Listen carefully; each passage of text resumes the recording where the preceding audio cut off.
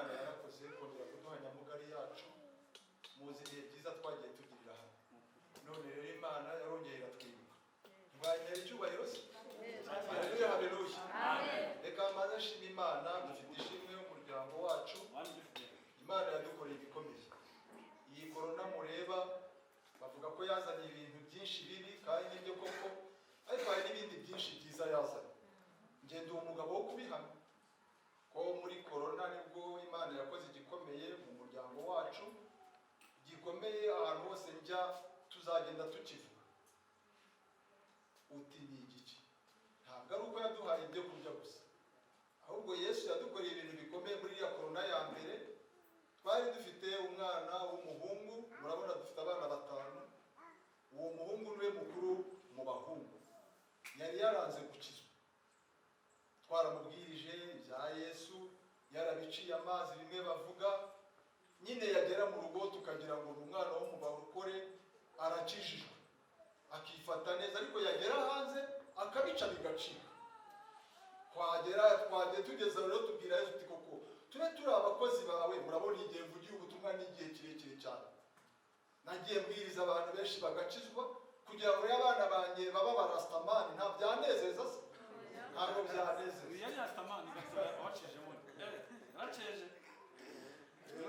Ntabwo dufite igihe kirekire, ariko nari wenyine, ariko ubu ndi umukozi w'Imana.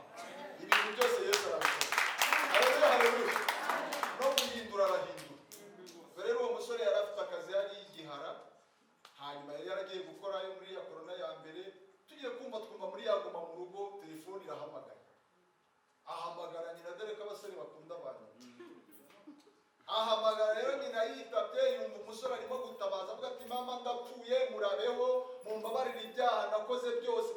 Mwa mwana we ubaye iki? Atoya ndapfuye, umuntu asanze mu nzu none arimo araniga. Mupfuye siki? Atuye atarimo araniga cyane, mama we atarimo araniga. Naho byagenze bite? Yari Yesu. Haleluya. Mu kazu yari aryamyemo, ngo agiye kubona abona umugabo w'imyenda y'imyeru muremure, ngo arinjiye. Cyo nkundira Yesu yinjira ndakomanga. Haleluya, haleluya.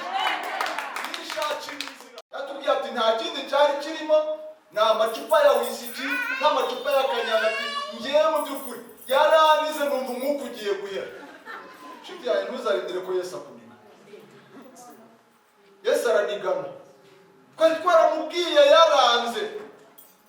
Hanyuma rero ngo akinjira rero muri iyo nzu, aramubwira ati mbare 3. Yesu akunda gukorera ahantu hatari akajagari, akunda gukorera ahantu hari isuku. Ngo rero akinjira rero, ngo akimuniga uko yahamagaye avuga ati aranyishe. Tudise ameze ati ndabona ameze nka Yesu. Mvugira muri telefone nti niba ari Yesu nakumiki. Haleluya, haleluya.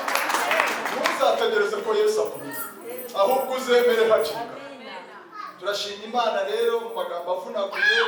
Ubwo nyine twasanze, kuko twateze imodoka, polisi yaduhaye imodoka tujyayo bikomeye. Tugezeyo dusanga amacupa amwe yasohoye hanze, andi yataye muri tuwarete, yakoze isuku. Hanyuma rero atubwira noneho aduha ubuhamya, atubwira ati papa na mama reka mbabwire, natangiye kunywa urumogi niga mu wa mbere wa segonderi. Yigaga hari Iruri. Yagera mu rugo akaba nka murokore, ariko buri inyuma harabeshya. Ntuzategereze ko Yesu arinda kukurira. Mu magambo avunaguye rero, ubu yarakijijwe. Azabatizwa mu cyiciro gitaha. Amera Yesu cyubahiro. Yarakoze kubona mpera umusore agakiza.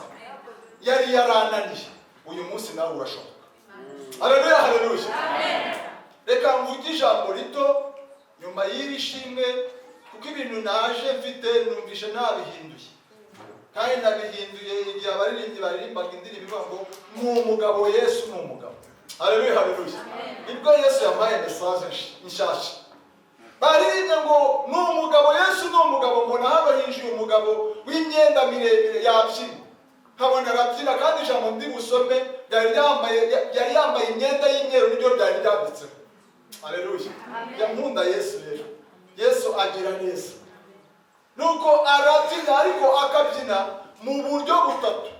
Yabyinaga nabonaga yinjiye muri umuryango afite imyenda yera handitseho ijambo ryo Yeremiya ibice 51 umurongo wa 36 na 37. Muragira ngo hari indi gusoma.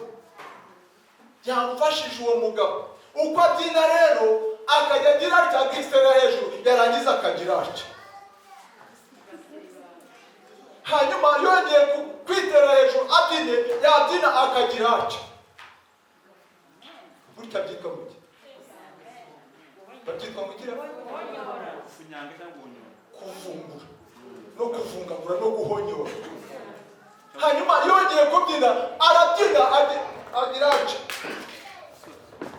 nimumfashe ubundi mubuhanuzi agira ati noneho rero nkabura ariko uyu mugabo ukora ibi bintu ari mu biki ubundi buriya vedasa aba yari dusomye. Nahoze nditekereza iryo jambo ryo muri Yeremiya ibice 51 umurongo wa 33 na 37. Kose mumfashe turisome kuko mukanya ngiye kurangiza ariko nashimye umwami Yesu. 51 33 na 34. Imirongo ibiri yonyine ni ijambo ryamfashije. Nicyo gituma Uwiteka avuga ngo dore ngiye kukuburanira kandi nguhorere nzakamya inyanja yaho n'amasoko yaho nyazibe. Babuloni hazahinduka ibirundo n'ubuturo bw'imbwebwe n'ikinyozwa ntawe uzahatura. Nabuze ntekereza kuri iri jambo. Ubundi izina ry'uyu muhanuzi Yeremiya yasobanura ngo uwashyizwe hejuru n'Uwiteka. Cyo nkundira Imana, dufite Imana ishyira hejuru, kandi iyo yagushize hejuru ntawe ushobora kukumanura. Niyo yakwicaje hasi ntawe wakuzamura, ntibishoboka. Cyari igihe amahanga yari yarishyiriye hejuru kurwanya Abisirayeli. Ubundi iyo usomye neza usanga byaravugaga abahanuzi barimo bahanurira amahanga. Yesaya yahanuriye za Babiloni, hanyuma Yeremiya yahanurira za Egiputa na za Siriya. Bimwe mu bihugu byari bibitse ubwoko bw'Abisirayeli bwinshi, hanyuma ngo bibwira yuko bazabaherana. Ariko ngo Uwiteka arababwira ngo umunsi nzabikora, ngo amahanga yose azamenya ko ndi Uwiteka wishyirira hejuru kuba Imana isumba byose. Haleluya, haleluya. Kuko Egiputa yababitse imyaka 430, Siriya yababitse imyaka 429 sinibuka neza, hanyuma Babiloni yababitse imyaka 70 ngo irashira. Ariko ngo igihe kigeze Uwiteka arahaguruka. Yambwiye ngo igihe yagiye kuzahaguruka. Naho nahoze ntekereza ijambo rivuga ngo ahaje kurira kwararira umuntu, ariko bwaca impundu zikavuga. Ngo naramukaje kandi nabonye ari hafi, ngo naramukaje ibyo atazasira ibanga ngo azabifungagura. Haleluya, haleluya.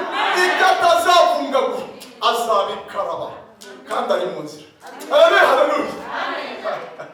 Nibyo ngibyo Imana yari imbwira uwo mugabo yari arimo yerekana ngo umunsi umwe Uwiteka rero yarahagurutse abwira Yeremiya ngo genda ubwire Abisirayeli ngo nicyo gituma Uwiteka avuga ati dore ngiye kugira gute kukuburanira. Uwo Imana yaburaniye abatsinda, ngiye no kuguhorera.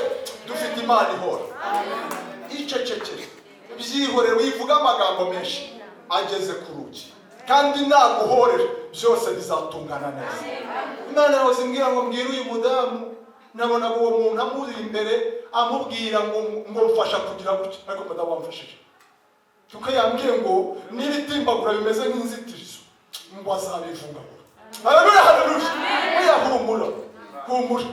N'abagukina ku mubyimba iyo utambutse baravuga ngo tuzaba tukareba, ariko Imana izakuburanira mu gihe gikwiye. Kandi murabondanya mubwire ngo nitabisira ibanga izabivungagura. Niba kutamfasha gukaraba, karaba tureba izabikaraba.